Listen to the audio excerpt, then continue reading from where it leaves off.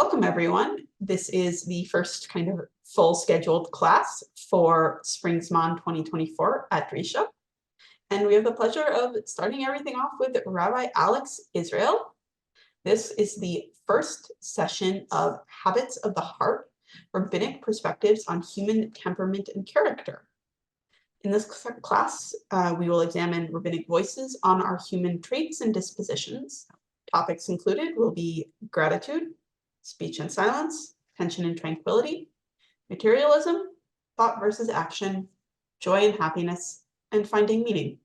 Sources will come from across the spectrum. You'll have rabbinic literature, philosophical bookshelf, Torah and Pirkei Avot, Rabbi Nachman, and Rabbi Sachs.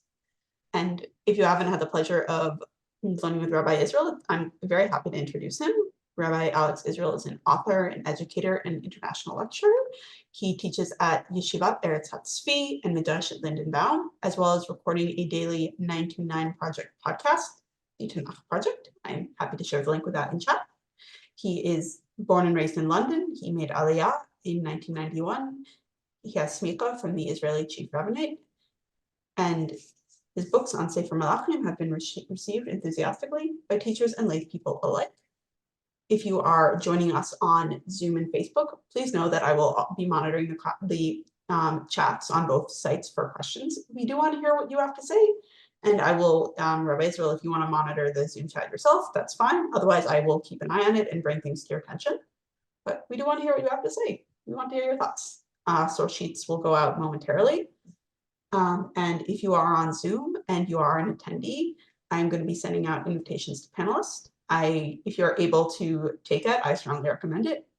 It's a good way to speak directly, ask questions directly, turn on your camera, unmute yourself when appropriate, and it creates for a nice Beit Midrash atmosphere. I highly recommend doing it if you're in a place where you can. And with that housekeeping over, I want to hand things over to Rabbi Israel. Thank you so much.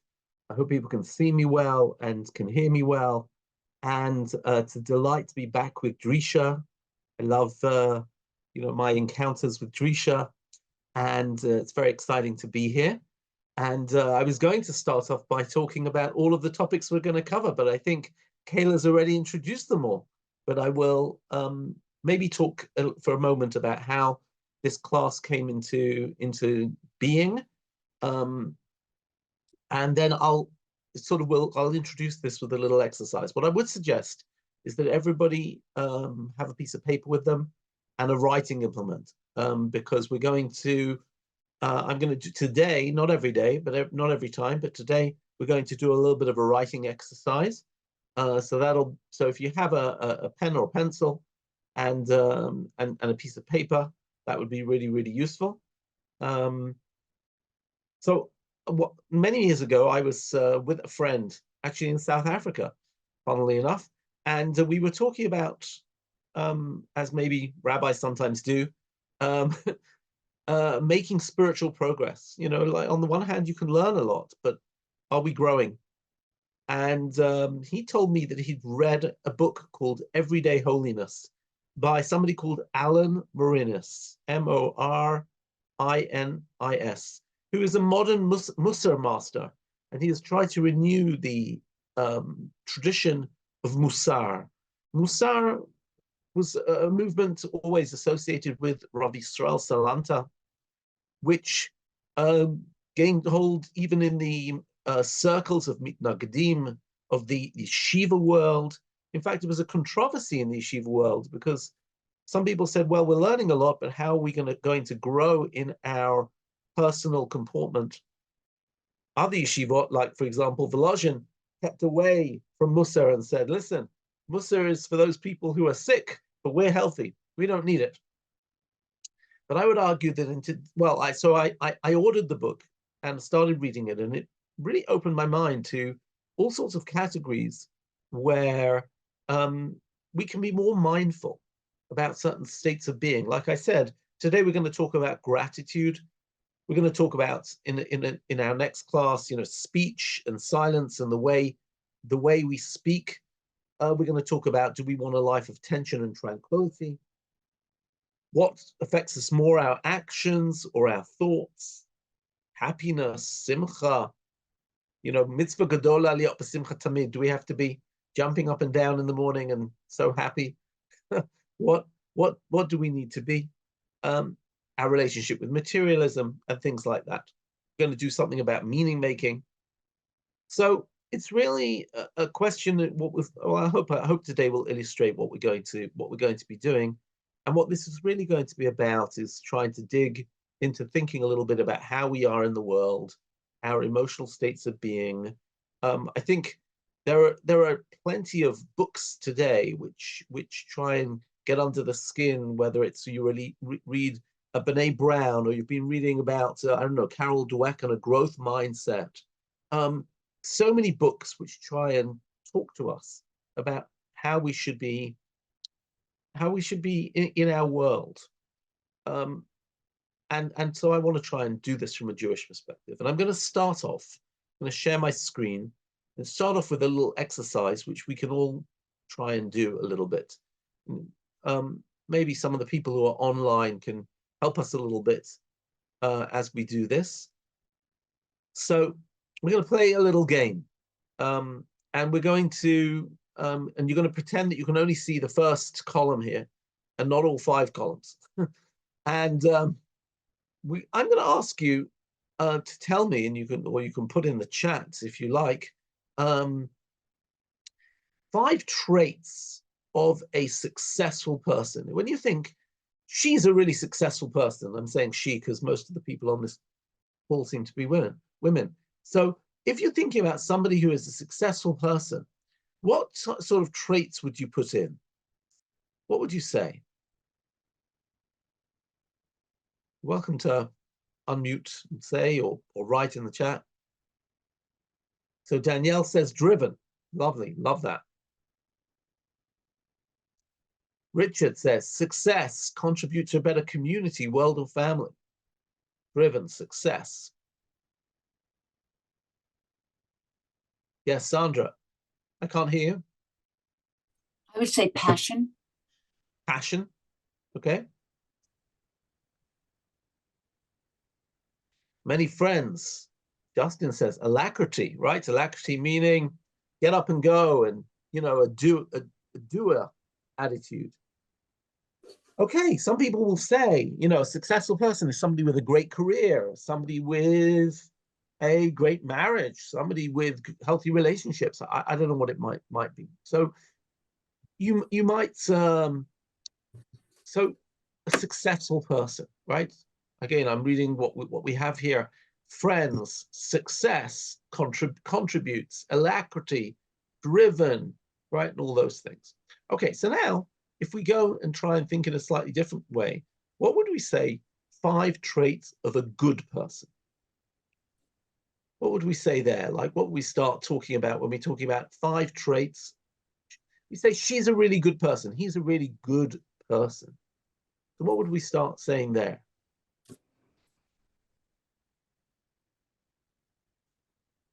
Alyssa says a kind person, right? Kind, friendly.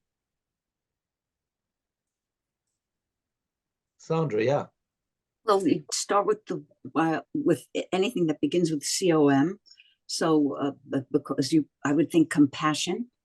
Compassion, something that would link someone to someone else, or link someone to a group, or link their emotions. Compassion, empathy. Compassion, empathy. I'm seeing in the chat, kind, friendly, truthful, loyal. Okay, this is great. And what's interesting to me is that Alyssa writes, selfless, generous. Okay, so it's sort of quite interesting that in the first case we had things like, driven and success and lots of friends and high achieving and all these things, where now we're talking about kind and friendly. I'm not saying that it's either or. I'm just saying there's a different set of qualities of the individual, right? Here we're talking about, even though you could argue a successful person should be loyal, should be truthful, should be generous, but yet we think about different things when we think about successful and good person. So now let's play the game again. Let's say not that she's a really successful person, not she's really a good person, but now we're going to say she's a really good Jew, or he is a really good Jew. And again, I'm asking for word associations, sort of what comes to mind here? He's a really good Jew, she's a really good Jew. What sort of things come to mind?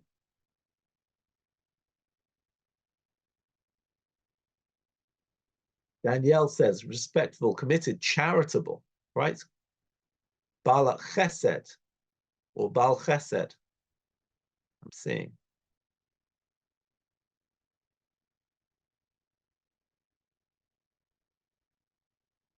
When I taught this class recently, some of the students started talking about Shabbat and prayer, modest, right? I don't know whether this means modest in a financial sense or in the way somebody comports themselves, or maybe their dress.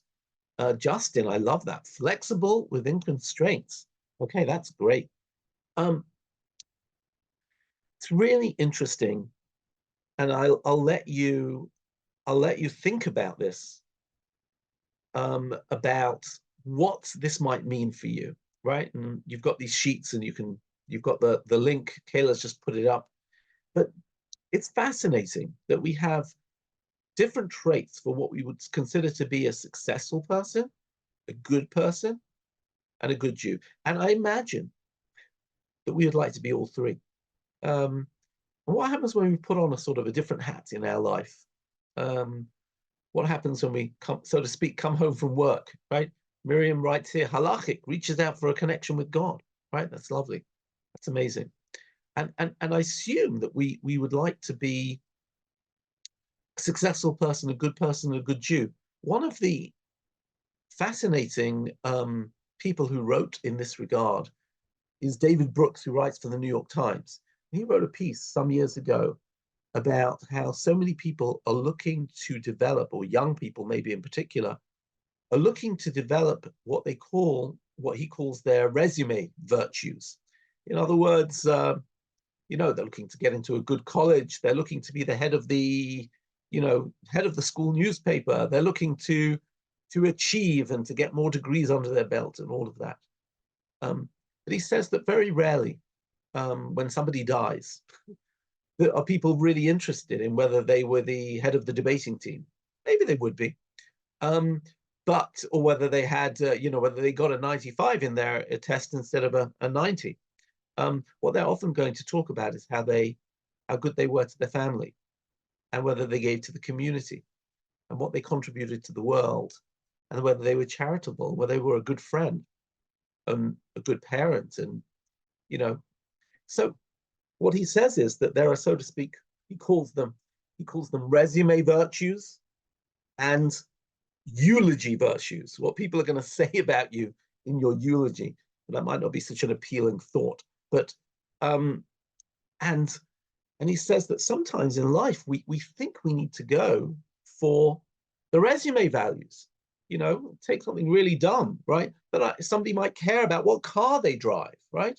Or there's other status symbols, and think that really genuinely makes a difference, where really nobody is going to mention what car you drive in your eulogy, right? It's just really and a lot of times we spend a huge amount of energy in trying to get that particular work position, or what it might be, what it means to be a successful person, whereas we really want to be a good person or a good Jew.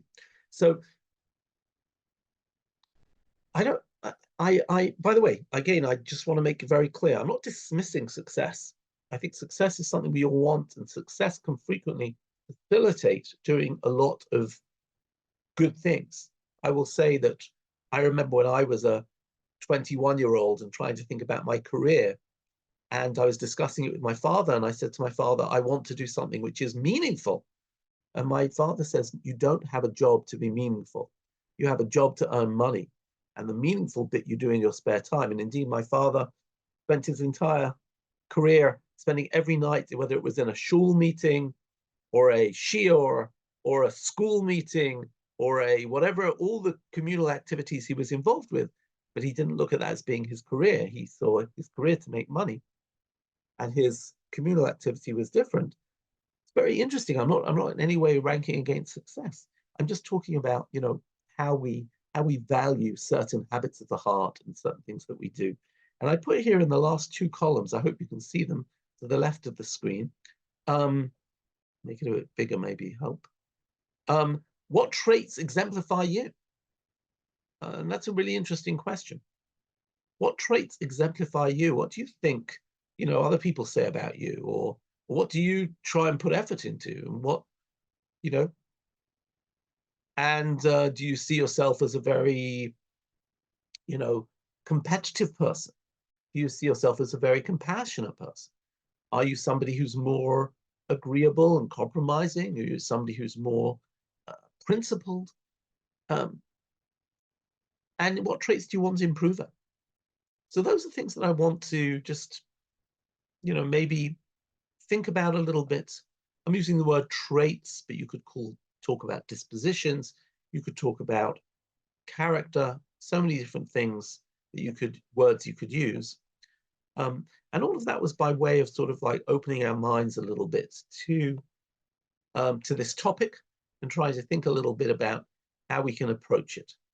So I don't know if there's anybody got something they'd like to add at this stage before we dive into the main topic of the day. But if anybody would like to either write in the chat or anybody would like to mute themselves and say something. And just a note, if you're an attendee and you do want to speak up at any point in this class, shoot me a message or use the raise hand icon feature and I can give you the permission to do that.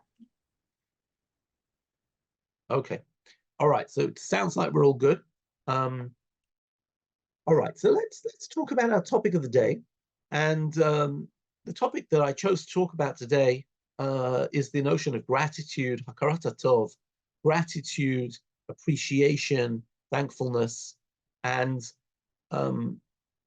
that's sort of each week I'm going to choose a different midah, and I wanted to try. I tried to think of something which would tie it into Parshat Shavua.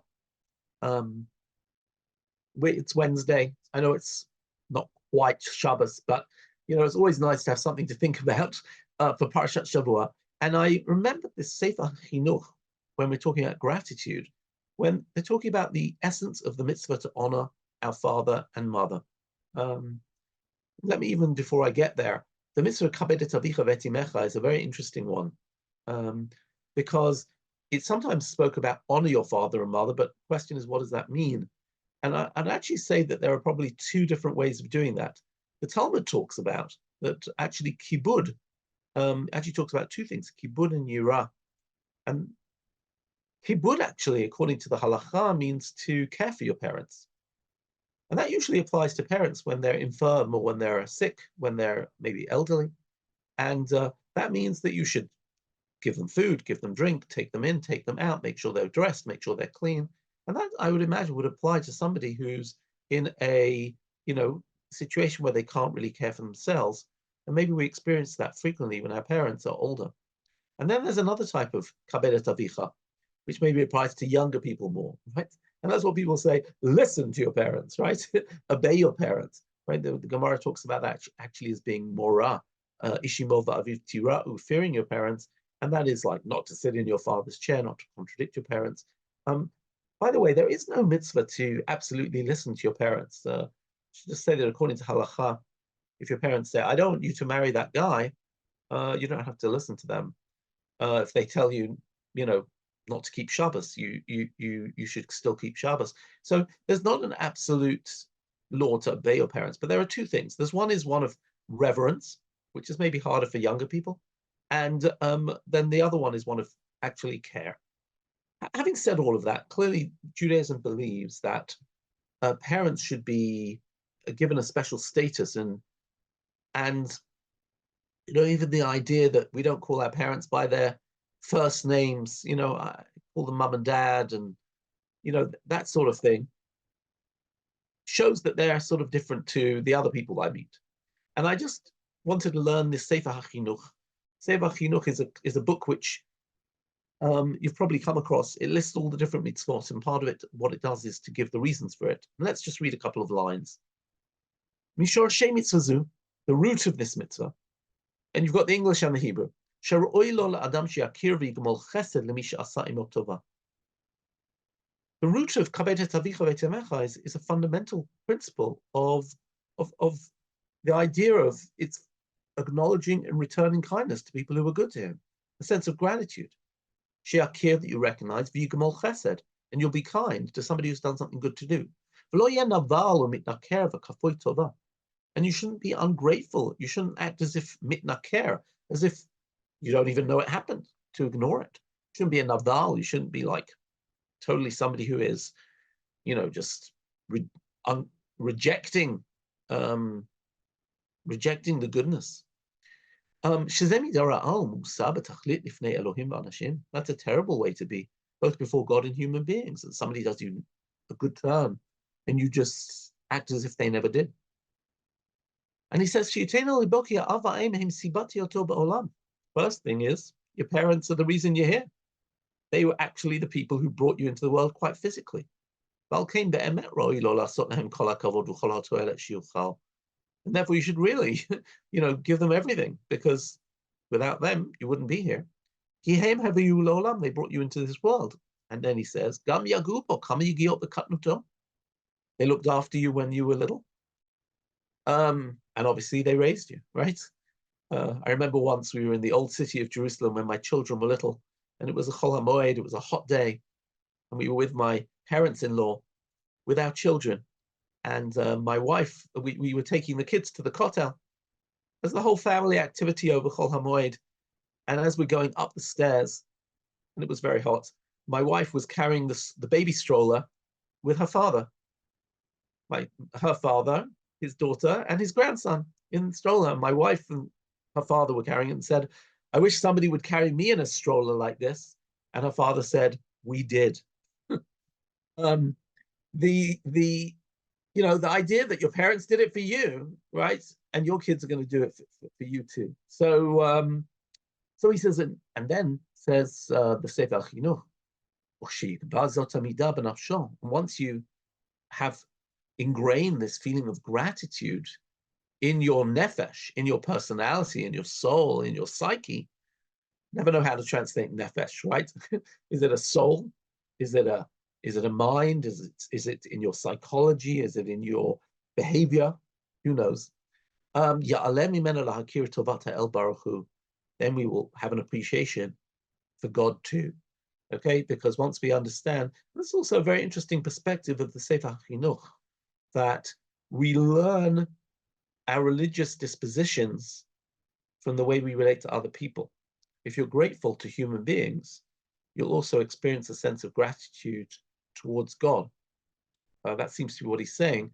If you have respect for your parents, and that's inculcated within society, then you'll just have gratitude for lots of things, and eventually that will lead you back to really understanding that God is the cause of your life, of the world, of the goodness in the world, and all of that.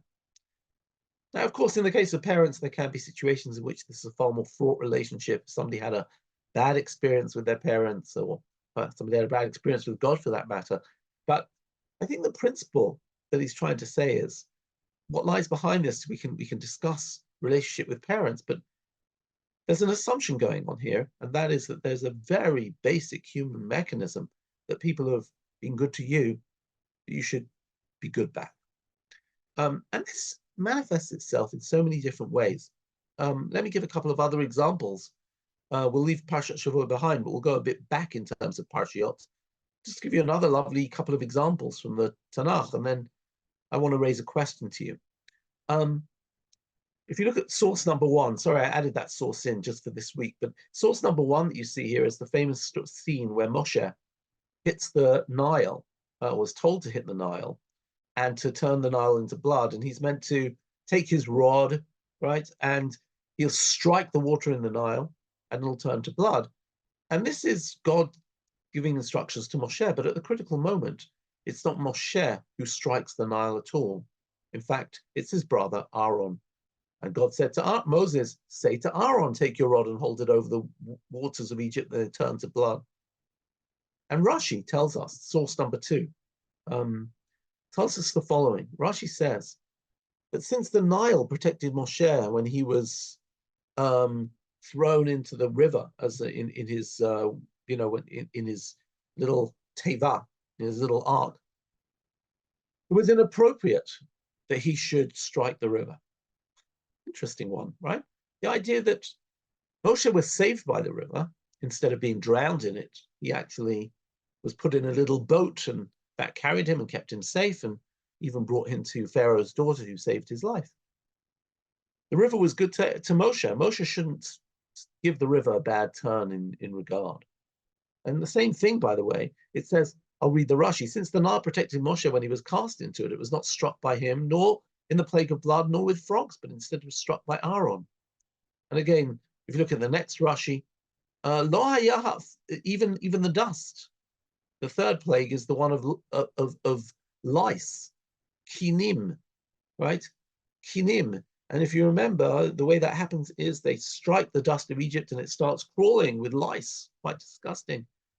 And again, this is enacted by Aaron. Now, this is the third plague. Moshe didn't strike the river to make the blood. He didn't strike the river to make the frogs, because he was meant to be thankful to the river. But now, what about the dust?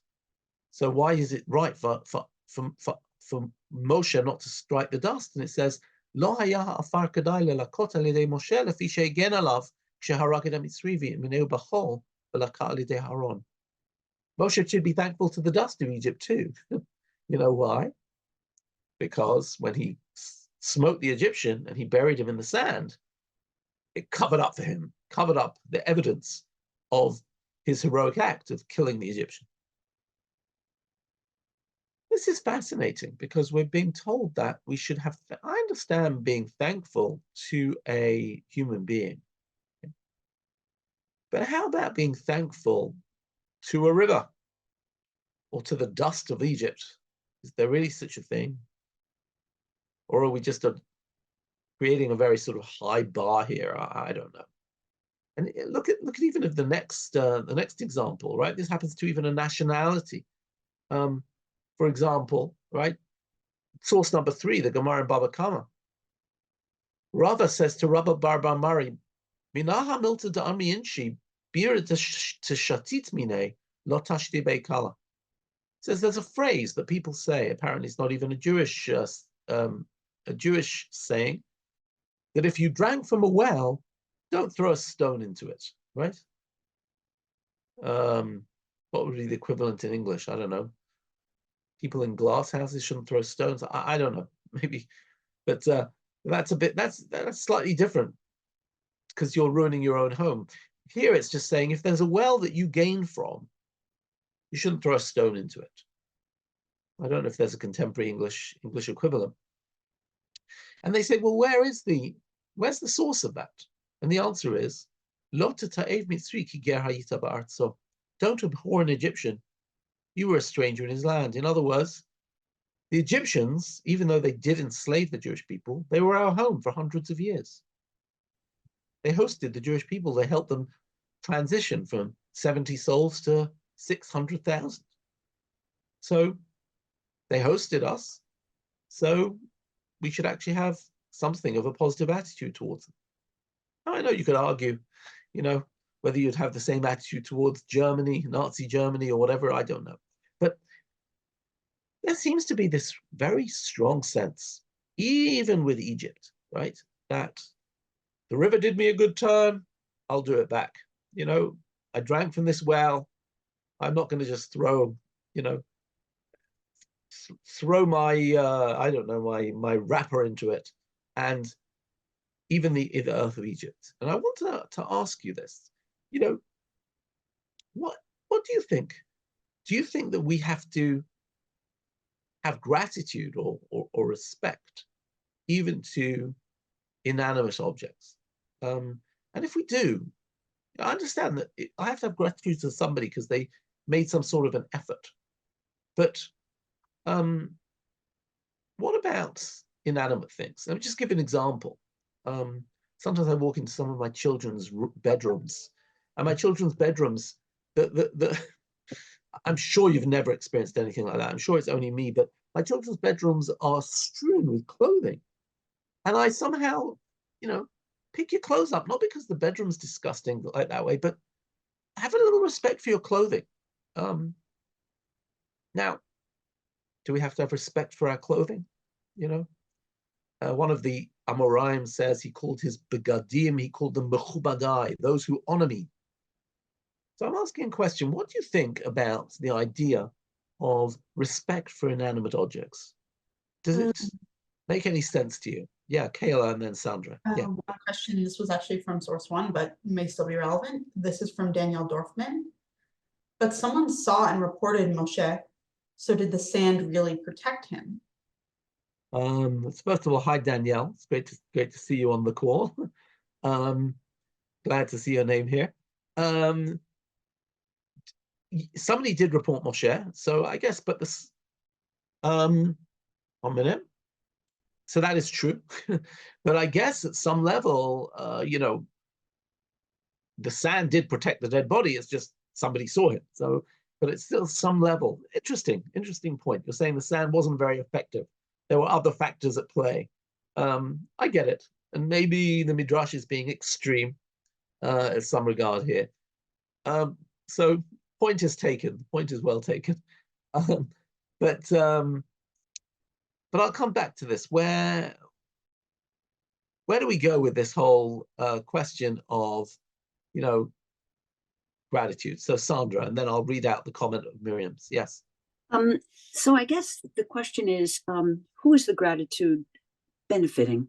So if it's an inanimate object, you'd say, well, you don't need to say that to take care or move the clothes out of the way or say thank you to the Nile River or to the Chol, the dust of Egypt.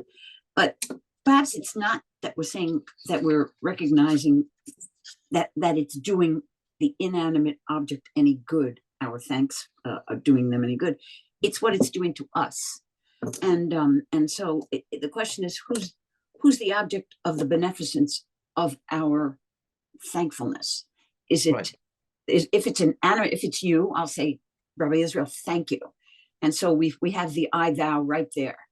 But there's no I thou with your clothing in a heap on the floor. And I'd argue, obviously, not even the Nile River, although it's very, very sweet, and the whole, the dust. But I think that it's who's being reflected in the gratitude. Right. So maybe the gratitude is about me being a grateful person. I'll just read what Miriam says. What's the purpose of gratitude? Is to awaken ourselves, the best thing in our life. And then respect for objects makes sense because it's an acknowledgement of the humanity and free will of the other, right? They could have chosen to help or not, etc. Right? Or maybe you're acknowledging even somebody, the one who is made the dust in the river. So I think all of this is great stuff. And I'll just read a passage here from Rav Dessler, right? And Rav Dessler says the following. He says, I hope you can see it, it's source number 4 on the sheet. Kol midot hanefesh mushba'ot menifalot al yidei haregesh. Interesting. We're going to talk about two things, the nefesh and the regesh. Okay? V'lo rak al yidei haseichel. Sorry, 3 things. There's the nefesh, which is if you want your spiritual disposition, regesh, feelings, and seichel, right, which is your logic. So he says this. Our personality traits, that's our midot hanefesh, are activated and shaped by our feelings and emotions, and not merely by our minds, right? Regesh, feelings, emotions, and not merely by our minds. So that's really interesting. Thus, he says, if we are inappreciative of an inanimate object, that we get benefited from, even more, if we ridicule it, nifgah haregesh. Well, the dust doesn't care, the river doesn't care, but we are affected by it. It's not just about logic. You're going to say, well, the river doesn't care, but we have a sense of gratitude towards things. Haregesh shel baal malata. Sometimes I'm not, on a rainy day, I'm just so happy I don't need to take public transport and I can drive my car, but I'm not exposed to the rain. Maybe if you're in the rain, you're happy about your waterproof coat or your umbrella. right? You must feel a sense of gratitude that you didn't get soaked that day, right? So he says, "Aregesh shel bal midat hachesed shoroseh af latet v'lehanot acherim, asir toda u'lechol asher hafik mimenu hana'ah." Beautiful phrase. He says, the desire of chesed, the impetus to give and cause pleasure to others, is indebted to anything from which it's gained some value, in any manner or form, and even to inanimate objects. In summary, any attack on the inner sensitivities will have a direct effect upon one's characteristics and will damage the quality of appreciation. So, in other words, what he's saying is that when we show appreciation to things, even inanimate things, our feelings and our thankfulness, our awareness of just how much there is in the world which goes into giving me a good life, right, is heightened. And I become a more appreciative person, right? It's not even about thinking. It's just about like really, having that sense of appreciation and cultivating a trait of thankfulness. So what we're going to do in the next few minutes is we're first of all going to talk about why people are not thankful. Then we're going to do a quick exercise, and then we're going to try and talk about some Jewish tools to cultivate thankfulness. Okay, so that's the plan. So the first thing we're going to look is number 5, which is the book The Duties of the Heart, right, from Rabbeinu Bachya ibn Bakuda, right, and the book Chobot, and he was a rabbi in Spain in the 12th century, and wrote a fabulous book in Arabic, I might add. We've got it in the Hebrew, but I think it's if I'm not mistaken, it was translated from Arabic, which is why we're going to cheat and read a little bit in English. And it talks about literally this, the duties of the heart. And he's going to talk about why people are not thankful. Let's see, he gives 3 reasons.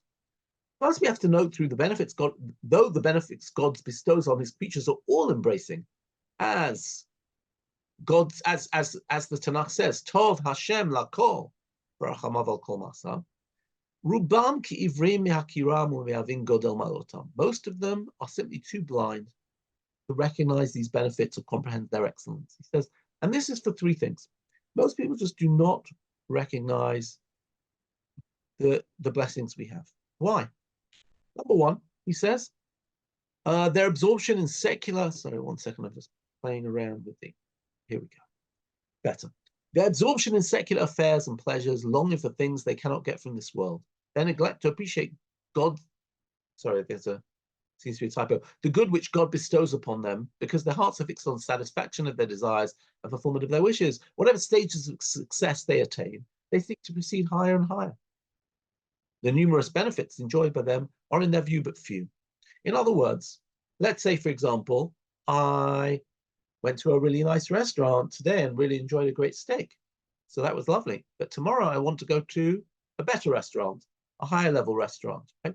I get used to, I just bought myself recently bought myself a new phone, and I get used to that phone and I say, oh, I want a phone with a better camera. I want a phone with a high, which is faster. So in other words, we can always think about the next model, the next thing which seems to be, to upgrade. So that's his first reason. It says we get used to the luxuries that we have and we always try and rise above them. That's reason number 1. Second reason, he says, is that human beings, when they come into the world, are like foolish beasts. I love that, right? Behemot, sichlot, right? And he says they grow up surrounded by superabundance of divine favors, which they experience continuously, and they become used to them. So the same thing is we become really used to things. And skip down to the next paragraph. I love this mashal that he uses. I don't need to read it. I'll say it to you. He says, he gives an example. Let's say you've got a wonderful philanthropist and he takes in people.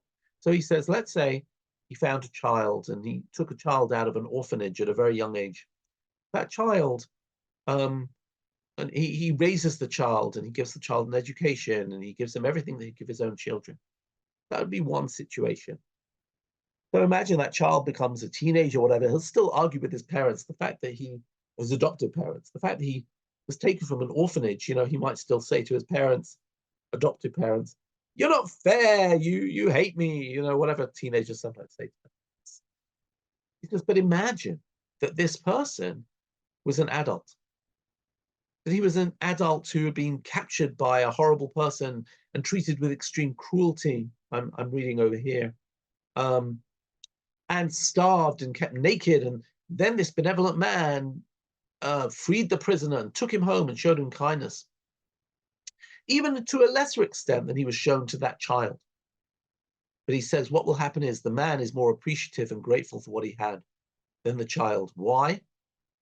I think we all understand why.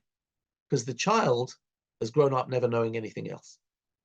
But the adult has known. The adult has known hardship, and now he appreciates everything that he has because he remembers what it's like to have nothing.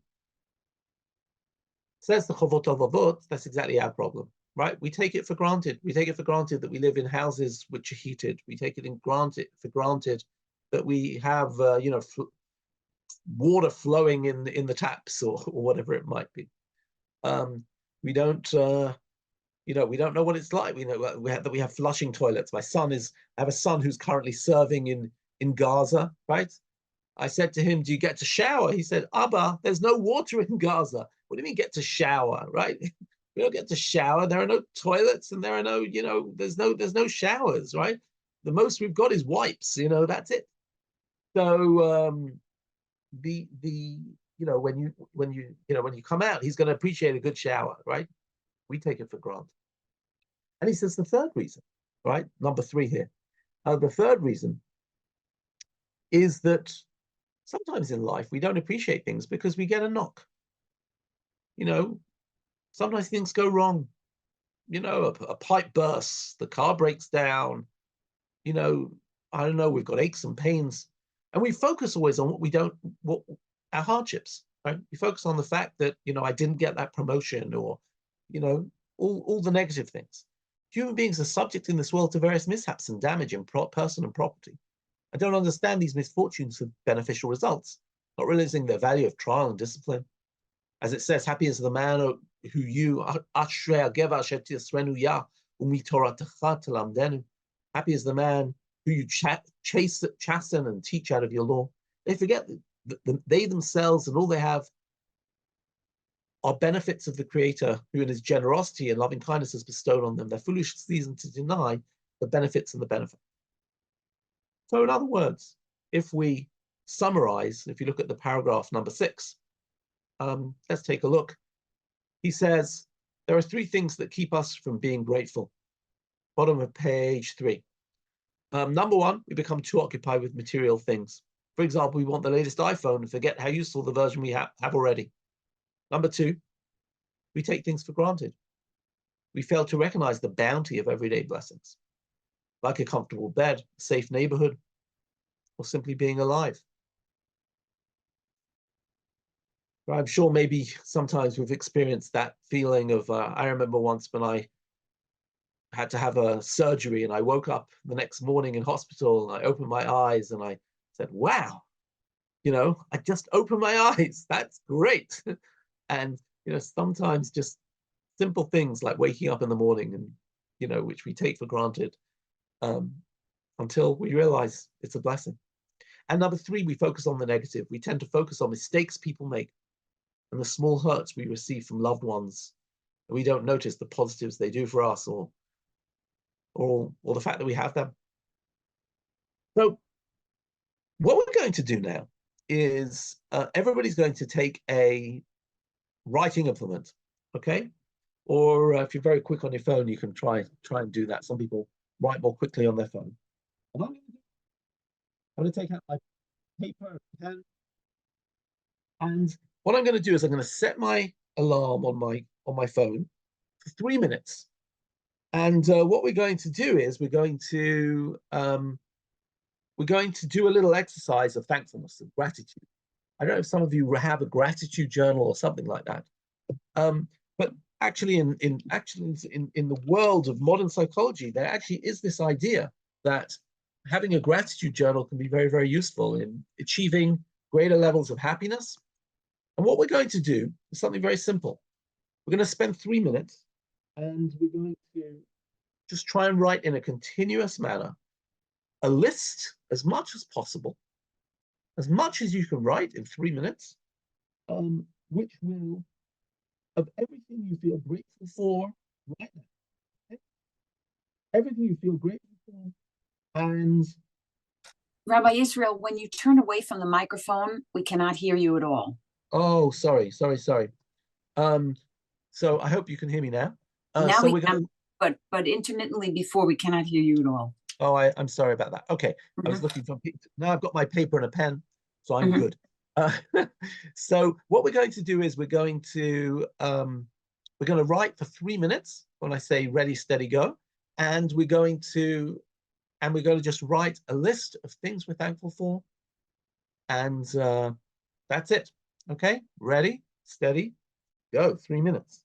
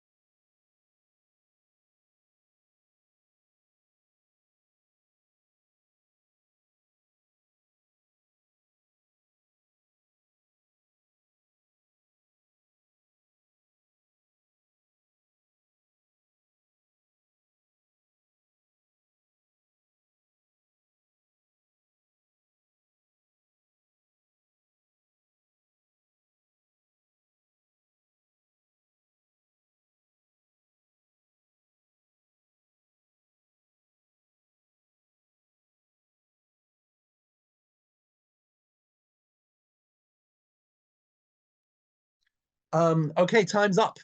I wonder how that went. I hope that was an interesting experiment. I wonder if you had a hard time filling the time, or whether it was easy, and what you experienced. First of all, I hope you feel quite grateful. Have you probably got a list? I've got a list of, I don't know, about 50 things. And it's actually amazing the associations that come up, but one of the things that you might find on your list is you'd be surprised at how many things are inanimate objects. How many things are things, I even put, because it's a very cold day here in Israel today, I even put like the fact that we have heating at home, right? That's something I'm thankful for because some people don't have. And how many maybe put down food, great coffee, some of your treats.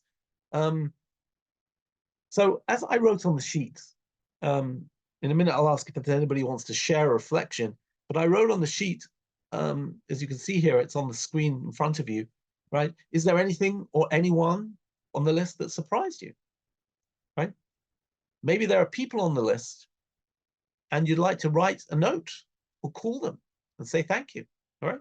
Or maybe this has triggered somebody who you need to say thank you to, who you haven't said thank you to, right? Are there things that you usually take for granted and suddenly come into focus as something we need to appreciate?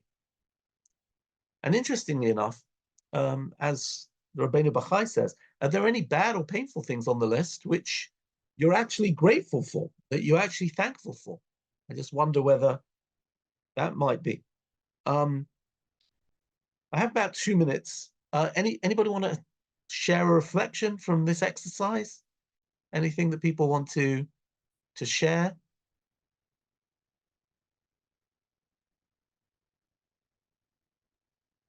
Oh, it was hard to just like keep going.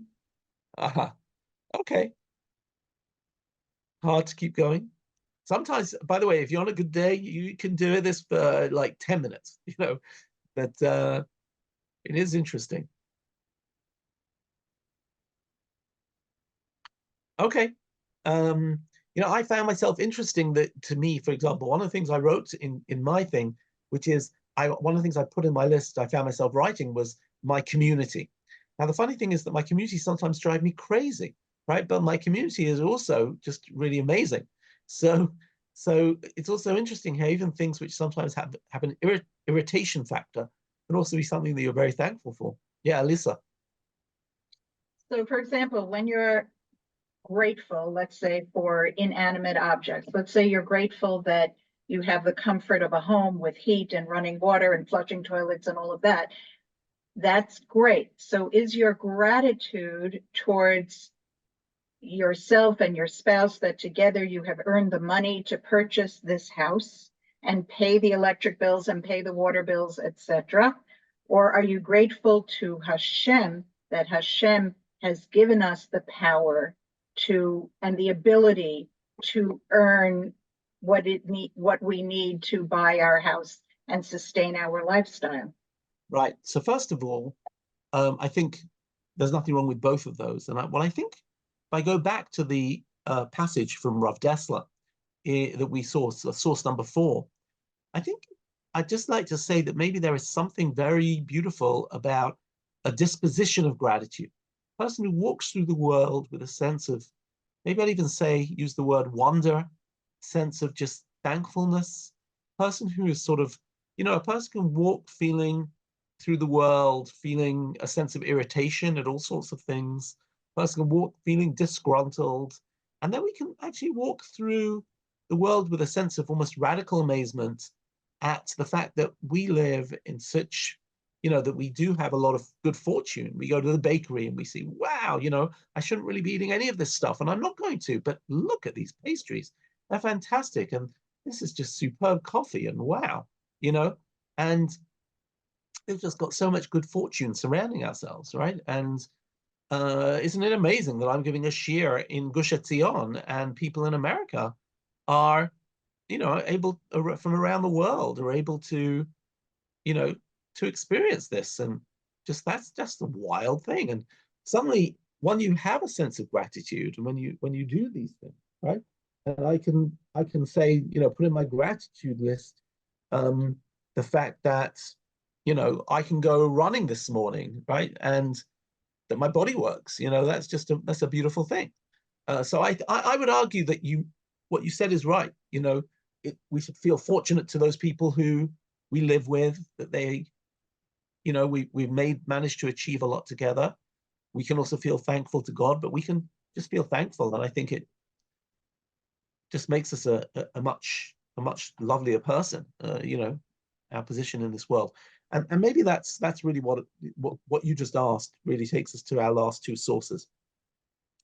The first one is that I said that we would talk about why people aren't grateful. People aren't grateful because they take things for granted. People aren't grateful because they always want something more. People aren't grateful because sometimes life's cruel to us. But we actually have a great tool in Judaism, which is brachot, blessings. And blessings enables us to embrace the experiences we have.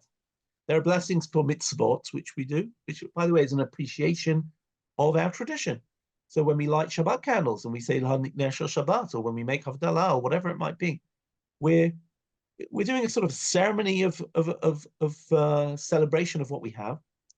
But we have daily blessings on all sorts of different things, and we generally say these blessings when we pray in the morning, or even in shul. But in ancient times, they used to say them for every small little action. So if you look at source number 7, we had the idea that, again, the Hebrew and the English are slightly different, but I just took the Hebrew from the Siddur and the English from the Talmud in Brachot. When he hears the rooster crowing, he'd say, right, Anoten lasech vivina, who gave the rooster the intelligence, lavchim ben yom uvein laila. He's my alarm clock. Wow, thank God for my alarm clock. Right? When you open your eyes, you say, Pokeach ivrim. When you get dressed, right, you say malbish arumim. When you stretch up, you say matir asurim. Right? When you say zokef kfufim, you stand up. Right? I always find when I'm in shul and I say zokef kfufim, I straighten my back. And when you walk on the ground, you say, wow, look at this earth, right? This earth could be liquid, and look, I've got something to stand on. And then, wow, I can walk, right? That's incredible. And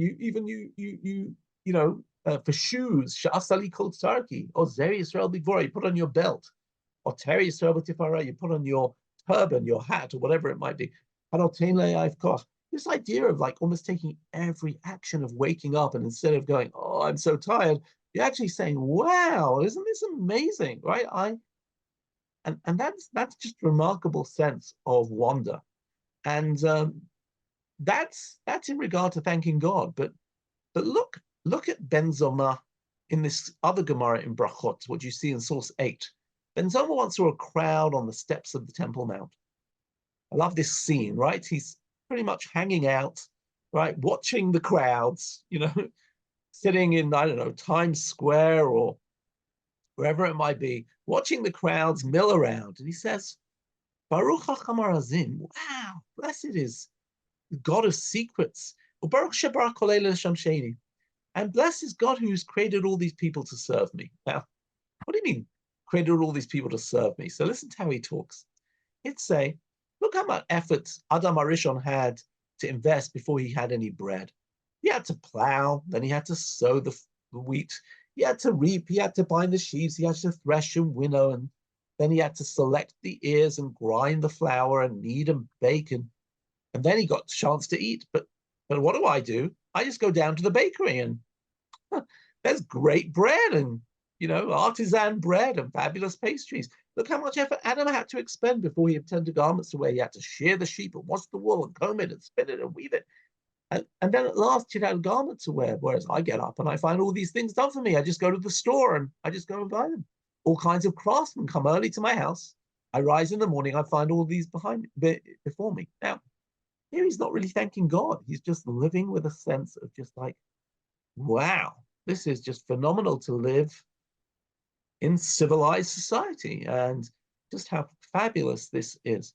So I would say yes. What Alyssa asked, which is, are we saying thank you to people in this world? Are we saying thank you to God? All of the above. And I'd even say more than that. We're just living with a sense of wonder. And I think that if we're able to have this appreciation, this gratitude, this wonder, we just become a different type of person instead of, and I think that's the idea of gratitude journals, that instead of disgruntlement and always complaining about the things that go wrong, we should be able to focus on all the things that go right. and that's just a very, I think, a very, I don't know, positive way to be able to walk through the world. I mentioned before David Brooks and his eulogy virtues and his resume virtues, but I've been reading his most recent book, and he actually distinguishes between two types of people: people who are diminishers and people who are illuminators, right? Some people, you know, walk into a room and suck the energy out of the room. Sometimes you have a boss, and the boss just ruins your day every day. I hope you don't have a boss like that, right? But a boss who's very critical. And then there are other people who you feel you spend time with them and they raise you. They brighten the room. They brighten the environment. And I would argue that by expressing this midah of hakarat hatov, which seems to be the foundation of things like kibbud av ha'em, which seems to be the foundation of brachot, which just seems to be a wonderful midah ben adam l'chavero, but also the way that we can appreciate the world, then we will be able to walk through the world as more of an illuminator and less of a diminisher. So we're going to leave it there for today, and look forward to seeing you next week. Right. Yeah. Thank you everyone for coming. Thank you, Rabbi Israel, for being one of the, I guess, kicking off the Spring Zman. We have more classes coming up this week that I just want to highlight, if you'll give me a moment. Starting tomorrow at 11 a.m. Eastern Time is the Baal Shem Tov, A Life of Ecstasy, with Rabbi Ariel Evan Mace. And Rabbi Silver's class on Tanakh continues from where we left off last fall on Sunday at 10 a.m. To find out more, you can sign up on our website at 5784.drisha.org/spring, which I am going to post into chat. And thank you everyone for coming. Have a good day or a good afternoon, wherever you are.